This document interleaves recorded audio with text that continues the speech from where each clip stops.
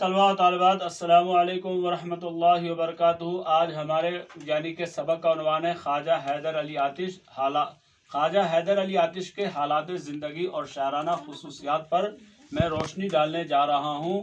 اور یہ خواجہ حیدر علی آتش کی جو پہلے ہم یہ صنف غزل ہے، یہ صنف غزل ہے خواجہ حیدر علی آتش کی۔ تو اب میں حالات زندگی اور شاعرانہ خصوصیات پر خواجہ حیدر علی آتش کی روشنی ڈالنے جا رہا ہوں۔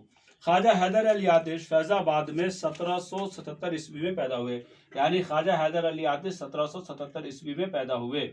1777 اردو میں پڑھیں گے 1777 اور انگریزی میں پڑھیں گے 1777 عیسوی میں پیدا ہوئے۔ بچپن ہی میں ان کے والد کا انتقال ہو گیا۔ بچپن کہ ابھی چھوٹی عمر کے ہی تھے کہ ان کے والد کا انتقال ہو گیا، جس کی بنا پر ان کی تعلیم مکمل نہ ہو سکی، لیکن ان کی شاعرانہ صلاحیت نے انہیں جلد ہی نواب محمد تقی خان ترقی کے دربار تک، جو پرانے جو شعراء ہوتے تھے، جو شاعر ہوتے تھے، وہ نوابوں کے دربار میں جاتے تھے، اور بات کہ نواب کے دربار میں جانے کے بعد وہاں پہ اشعار وغیرہ سناتے تھے، ان کے ذریعے ان کو کچھ آمدنی وغیرہ ہو جاتی تھی، کچھ پیسے وغیرہ ان کو ملتے تھے۔ اور پھر وہیں کے ہو گئے۔ ان کے مزاج میں ایک فقیرانہ انداز، کہ کس کے خواجہ حیدر علی آتش کی کے بارے میں مزاج میں فقیرانہ انداز تھا، کہ فقیرانہ انداز پیدا ہو گیا تھا۔ فقیرانہ انداز کا مطلب یہ ہو گیا کہ یہ جو فقیر ٹائپ کے جو لوگ ہوتے ہیں، درویش ٹائپ کے جو لوگ ہوتے ہیں، وہ دنیا سے محبت نہیں کرتے ہیں، وہ دنیا سے دل نہیں لگاتے ہیں، وہ دنیا سے ان کو کچھ لینا دینا نہیں ہے۔ وہ ہمیشہ کہ کس کے بارے میں بات کرتے ہیں؟ وہ ہمیشہ اللہ اور اس کے رسول پاک صلی اللہ علیہ وسلم کے بارے میں بات کرتے ہیں، اور وہ ہمیشہ یہ کہتے ہیں کہ دنیا فانی ہے، دنیا مٹنے والی ہے، دنیا ختم ہونے والی ہے، اس دنیا سے کچھ حاصل ہونے والا نہیں ہے۔ آگاہ اپنی موت سے کوئی بشر نہیں، سامان 100 برس کا پل کی خبر نہیں۔ تو یہی فقیرانہ انداز ان کے اندر تھا کہ کہتے دنیا سے دل لگانے کی ضرورت نہیں ہے، دنیا فانی ہے، ختم ہونے والی ہے۔ اور تنگی ترشی، آگے لفظ تنگی ترشی کا مطلب مفلسی بھی آ گئی، زندگی میں پریشانی بھی آ گئی، پھر بھی انہوں نے کبھی بھی کسی کے سامنے ہاتھ نہیں پھیلایا۔ خواجہ حیدر علی آتش کبھی کسی کی کہ تنگی ترشی بھی آ گئی، غربت بھی آ گئی، پریشانی بھی آ گئی، کبھی بھی کسی کے سامنے ہاتھ نہیں پھیلایا، اور کسی کے اگر ہاتھ نہیں پھیلایا۔ آخری عمر میں ان کی بینائی چلی گئی تھی۔ بینائی کا مطلب ہو گیا آنکھوں کی روشنی، کہ ان کے آنکھوں کی روشنی چلی گئی تھی، جس کی وجہ سے یہ بیچارے ہمیشہ گھر میں ہی رہا کرتے تھے، جس کی وجہ سے ادھر ادھر آنا جانا ترک کیا۔ ترک کرنے کا مطلب چھوڑ دیا تھا، اور اپنے چھوٹے سے مکان ہی میں بیٹھے رہتے تھے، جہاں ہر وقت شاگردوں کا آنا لگا رہتا تھا۔ آخر 70 سال کی عمر میں لکھنؤ میں انتقال کیا۔ آتش کا درجہ اردو شاعری میں ایک اہم خصوصیت کا حامل ہے، کہ بہت سی خصوصیت کے حامل ہے آتش کی جو شاعری ہے۔ آتش کے مزاج میں جو قلندرانہ شان تھی، قلندرانہ کا مطلب یہی فقیرانہ شان، قلندرانہ شان، یہ کہتے ہیں دنیا سے محبت نہیں کرنے کی بات کرتے ہیں، کہ دنیا سے دل مت لگاؤ، تو یہی بات کرتے ہیں، دنیا سے دل مت لگاؤ۔ قلندرانہ شانتی ان کی شاعری میں ان کی شاعری میں بھی نظر آتی ہے۔ ان کا لہجہ بلند و آہنگ ہے۔ وہ چھوٹی اور معمولی بات کو بھی بڑی شان و شوکت سے، بہت دھوم دھام سے چھوٹی چھوٹی بات کو وہ پیش کرتے ہیں، چھوٹی چھوٹی بات کو وہ بیان کرتے ہیں۔ اس کے بعد کہتے ہیں کہ ان کے بارے میں ان کے یہاں دنیا کے بارے میں بلند ہمت اور قلندرانہ بے پرواہی ملتی ہے۔ یہ چیزوں کو کہ یہ چیز دل کو متاثر کرتی ہے۔ دبستان لکھنؤ کے شعراء میں آتش کا انداز بیان انفرادی حیثیت رکھتا ہے، الگ ہی ایک پہچان رکھتا ہے۔ آتش کی طبیعت میں شعر گوئی شعر کہنے کی انفرادی صلاحیت موجود تھی۔ وہ حسن کا بہت لطیف اور نازک احساس رکھتے تھے۔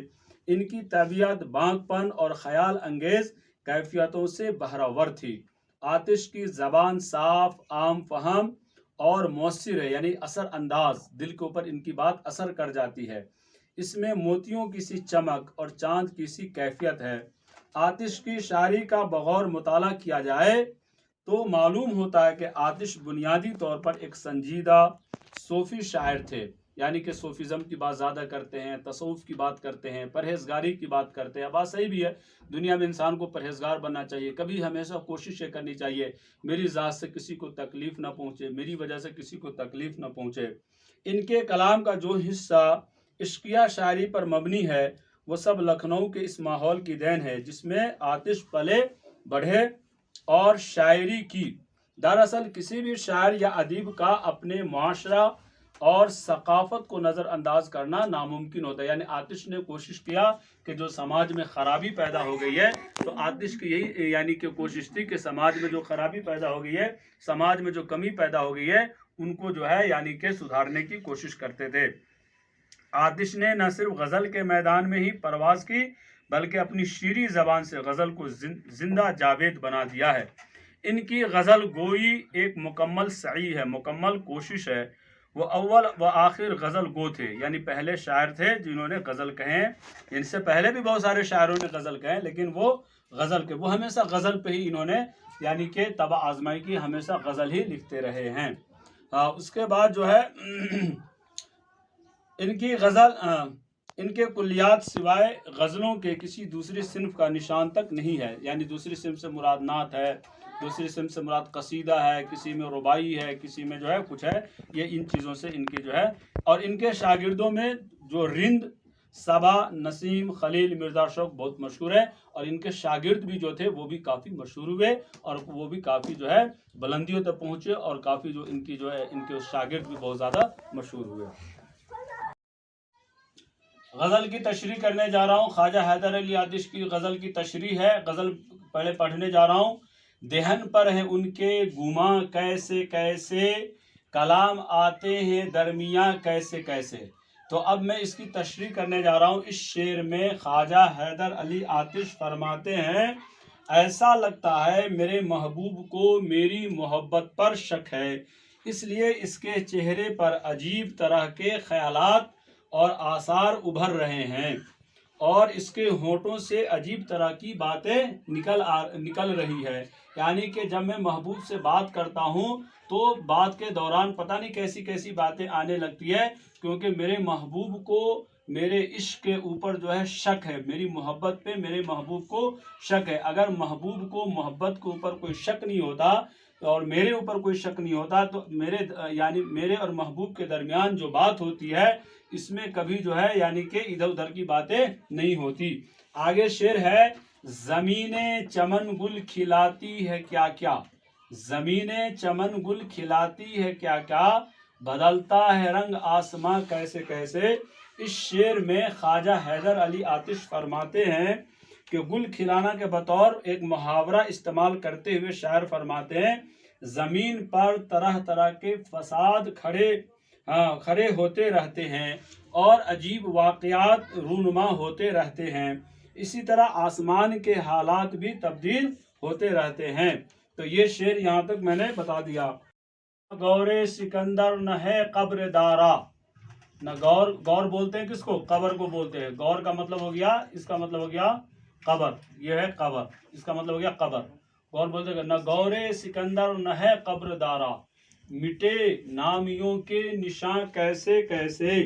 اس شعر میں شاعر جو ہے خواجہ حیدر علی آتش دنیا کی بے ثباتی کا مضمون پیش کرتے ہوئے فرماتے ہیں، دنیا میں کوئی بھی چیز موجود نہیں رہتی، یعنی دنیا میں کوئی بھی چیز ہمیشہ رہنے کے لیے نہیں ہے، یعنی دنیا کی چیز ختم ہونے والی ہے، زمانہ بدلتا رہتا ہے، یعنی شاعر کہتے ہیں زمانہ بدلتا رہتا ہے، اور بڑے بڑے بادشاہ بھی اس کا شکار ہو جاتے ہیں، یعنی بڑے بڑے جتنے بھی بادشاہ دنیا میں آئے ہیں سب اس کا زمانے کے شکار ہو گئے، اس دنیا سے مٹ گئے۔ یہ تغیر زمانہ ہی ہے کہ آج دنیا میں جو بڑے بڑے نامور لوگ تھے، جو بہت مشہور لوگ تھے، آج ان کا جو ہے نام و نشان تک باقی نہیں۔ یونان کے عظیم بادشاہ سکندر اور ایران کے عظیم بادشاہ دارا کی قبروں کے نشانات بھی موجود نہیں ہے. اسی بات کا یہاں پہ شاعر ذکر کر رہے. کہتے ہیں دنیا ختم ہونے والی ہے, دنیا فانی ہے, مٹنے والی ہے.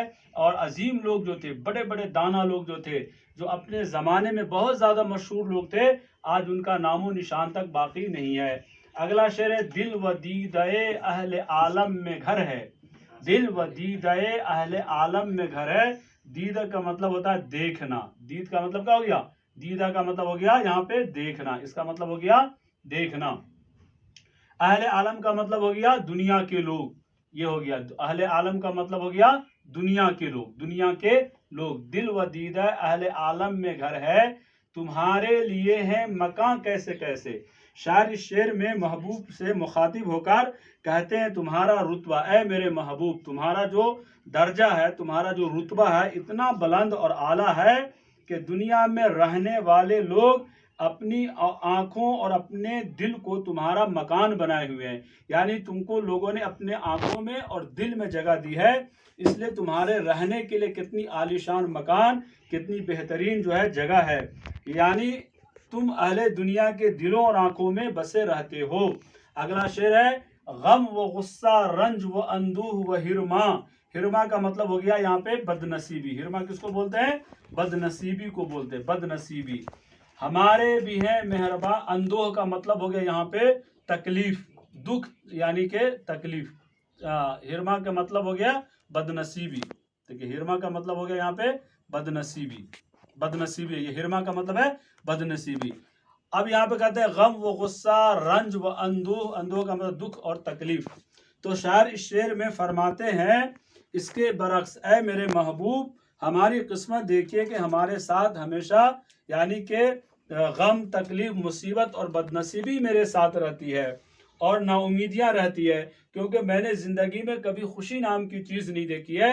میری زندگی میں ہمیشہ بد نصیبی رہی ہے, میری زندگی میں ہمیشہ جو ہے نا امیدی رہی ہے, اور یہی سب میری زندگی کے اوپر مہربان رہے. میری زندگی کے اوپر کون سی چیز مہربان رہے؟ شاعر کہتے ہیں میری زندگی کے اوپر غم مہربان رہے, میری زندگی کے اوپر دکھ مہربان رہے, اور بد نصیبی مہربان میری زندگی کے اوپر رہی, بد نصیبی مہربان رہی. تو اس لیے شاعر کہتے ہیں کہ میری بد نصیبی دیکھیے کہ یعنی کہ غم, اور یعنی کہ غم جو ہے, تکلیف, مصیبت, بد نصیبی اور نا امیدیاں ہی ہمیشہ میرے اوپر مہربان رہے, اس لیے میری زندگی میں کبھی خوشی نہیں آ گئی.